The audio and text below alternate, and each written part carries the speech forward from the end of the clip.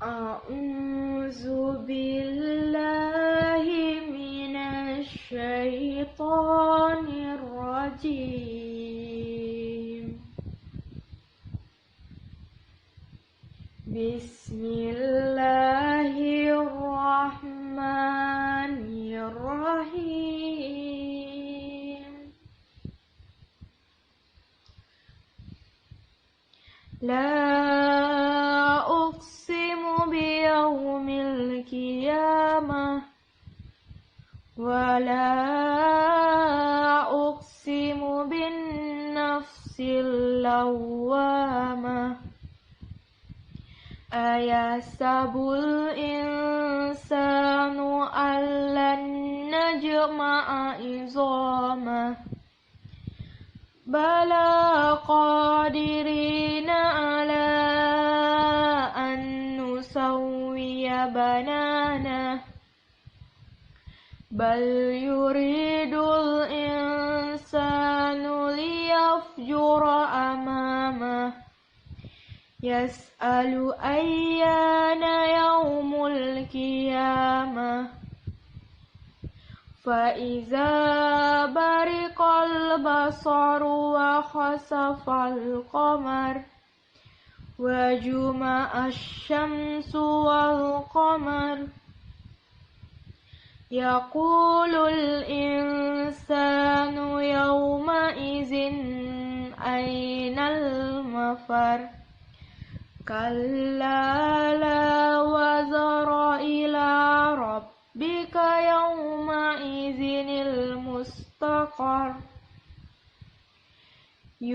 Yunabba'ul insanu yawma izin bima qaddama wa akhar.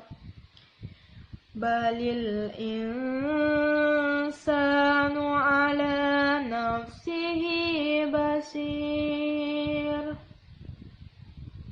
Walau alqa ma'azirah la tuharrik bihi lisanaka lita'jala bih. Inna alayna jam'ahu wa qur'anah. Fa'iza qara'nahu fattabi' qur'anah. Summa inna alayna bayanah. Kalla bal tuhibbunal ajilah wa tadharunal akhirata wujuhu yawma izin nadirah ila rabbiha naziratu wa wujuhu yawma izin basirah. Tazunnu an yuf'ala biha fakirah. Kalla iza balaghatit taraq wa qila man raq wa zanna annahu al-firaq wal taffatin tisqu bis-saq ila rabbika yawma'idhinil masaq. Fala saddaqa wala sala walakin kazzaba wa tawalla. Summa zahaba ila ahlihi yatamatta. Awla laka fa'awla. Summa awla laka fa'awla. Ayasabul insanu ayyut roka sudah. Alam yakunu nutfatan min mani yumna summa kana alaqatan fa khalaqa fasawwa faja'ala minhu az-zawjayni az-zakara wal unsa alaysa zalika biqadirin ala an yuhyiyal mauta. Shadaqallahul azim. Artinya, aku bersumpah dengan hari kiamat, dan aku bersumpah demi jiwa yang selalu menyesali dirinya. Apakah manusia mengira bahwa kami tidak akan mengumpulkan kembali tulang belulangnya? Bahkan kami mampu menyusun kembali jari jemarinya dengan sempurna. Tetapi manusia hendak membuat maksiat terus-menerus. Dia bertanya, kapankah hari kiamat itu? Maka apabila mata terbelalak ketakutan dan bulan pun telah hilang cahayanya, lalu matahari dan bulan pun dikumpulkan. Pada hari itu manusia berkata, kemana tempat lari? Tidak ada tempat berlindung, hanya kepada Tuhanmu tempat kembali pada hari itu. Pada hari itu diberitakan kepada manusia apa yang telah dikerjakannya dan apa yang telah dilalaikannya. Bahkan manusia menjadi saksi atas dirinya sendiri, dan meskipun dia mengemukakan alasan-alasannya. Jangan engkau Muhammad gerakkan lidahmu untuk membaca Al-Quran karena hendak cepat-cepat menguasainya. Sesungguhnya kami yang akan mengumpulkannya di dadamu dan membacakannya. Apabila kami telah selesai membacakannya, maka ikutilah bacaannya itu. Kemudian sesungguhnya kami yang akan menjelaskannya. Tidak, bahkan kamu mencintai kehidupan dunia dan mengabaikan kehidupan di akhirat. Wajah-wajah orang mukmin pada hari itu berseri-seri, memandang Tuhannya, dan wajah-wajah orang kafir pada hari itu muram. Mereka yakin bahwa akan ditimpakan kepadanya malapetaka yang sangat dahsyat. Tidak, apabila nyawa telah sampai ke kerongkongan dan dikatakan kepadanya, siapa yang dapat menyembuhkan? Dan dia yakin bahwa itulah waktu perpisahan dengan dunia. Dan bertaut betis kiri dengan betis kanan. Kepada Tuhanmu lah pada hari itu kamu dihalau. Karena dia dahulu tidak mau membenarkan Al-Quran dan Rasul, dan tidak mau melaksanakan sholat. Tetapi justru dia mendustakan Rasul dan berpaling dari kebenaran. Kemudian dia pergi kepada keluarganya dengan rasa sombong.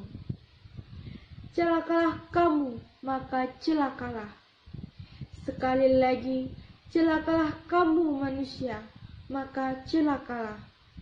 Apakah kamu manusia mengira dia akan diberikan begitu saja tanpa pertanggungjawaban? Bukankah dia mulanya hanya setetes mani yang ditumpahkan ke dalam rahim, kemudian mani itu menjadi sesuatu yang melekat, lalu Allah menciptakannya dan menyempurnakannya. Lalu Dia menjadikan darinya sepasang laki-laki dan perempuan. Bukanlah Allah yang berbuat demikian, berkuasa pula menghidupkan orang mati. Selanjutnya, saya akan menyampaikan isi dari surah Al-Qiyamah. Jadi, surah Al-Qiyamah ini merupakan surah ke-75 di dalam Al-Quran. Dan surah Al-Qiyamah ini terdiri dari 40 ayat, serta surah Al-Qiyamah ini merupakan surah Makkiyah karena diturunkan di kota Mekah.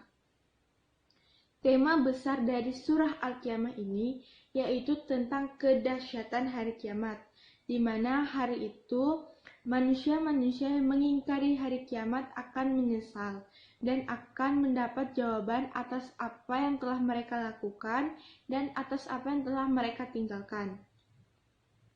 Pada surah Al-Qiyamah ini, ayat pertama, Allah bersumpah, yang bunyinya seperti ini. Aku bersumpah demi hari kiamat. Allah menggunakan kata la nafi lil qasam. Mengapa Allah perlu bersumpah? Karena Allah ingin mengingatkan kepada kita betapa pentingnya hari kiamat itu. Setelah Allah telah bersumpah demi hari kiamat, lalu mengapa banyak manusia yang masih mengingkari hari kiamat ini?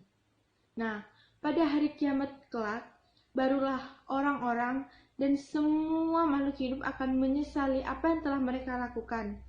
Jika mereka melakukan kebaikan, mereka akan menyesal. Kenapa mereka tidak banyak melakukan kebaikan? Nah, apalagi orang melakukan keburukan, maka mereka akan sadar dan mereka akan menyesal telah melakukan hal tersebut. Pada hari kiamat kelak, di mana hari dibangkitkannya seluruh manusia dan dunia ini akan hancur berkeping-keping.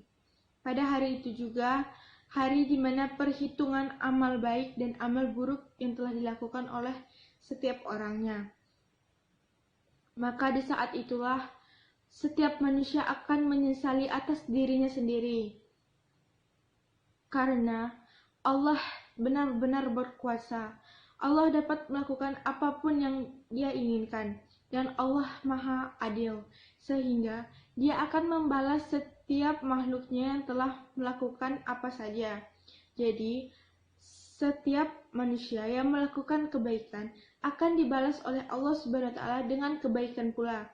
Namun sebaliknya, jika manusia melakukan keburukan, maka Allah akan membalasnya dengan keburukan yang berkali-kali lipat lebih buruk lagi. Oleh karena itu, maka kita harus senantiasa untuk selalu berbuat kebaikan, walaupun kebaikan yang kita perbuat hanyalah sekecil biji kurma saja. Namun, teruslah berbuat kebaikan, dan hindarilah untuk berbuat keburukan. Allah Subhanahu wa Ta'ala sudah memberikan kita akal dan pikiran, supaya kita bisa berpikir bagaimana kita harus berbuat kebaikan, dan bagaimana pula kita harus menjauhi keburukan. Kenapa seperti itu? Karena sebenarnya kebaikan dan keburukan itu merupakan suatu hal yang dapat diperhitungkan kelak ketika hari kiamat. Dan hal itulah yang menentukan kita. Apakah kita layak masuk surga atau justru kita dimasukkan ke dalam nerakanya. Na'udzubillahi min zalik. Oleh karena itu teman-teman semua, Allah juga menurunkan kitab suci Al-Quran kepada Nabi kita Shallallahu Alaihi Wasallam. Nah, pada kitab itu juga Nabi Muhammad telah mengajarkan kepada umat-umatnya sebelum diri kita, dan sampai sekarang ini kita bisa mempelajarinya lewat Al-Quran. Nah, dan Al-Quran merupakan kitab suci yang paling dijaga oleh Allah Subhanahu wa Ta'ala sebagai petunjuk kepada kita, apa yang sebaiknya kita lakukan dan apa yang tidak boleh kita lakukan. Baiklah teman-teman, kita mulai hari ini, mulai saat ini juga kita harus banyak melakukan kebaikan agar kita bisa sama-sama masuk ke dalam surganya Allah Subhanahu wa Ta'ala. Amin ya robbal alamin. Mungkin cukup sekian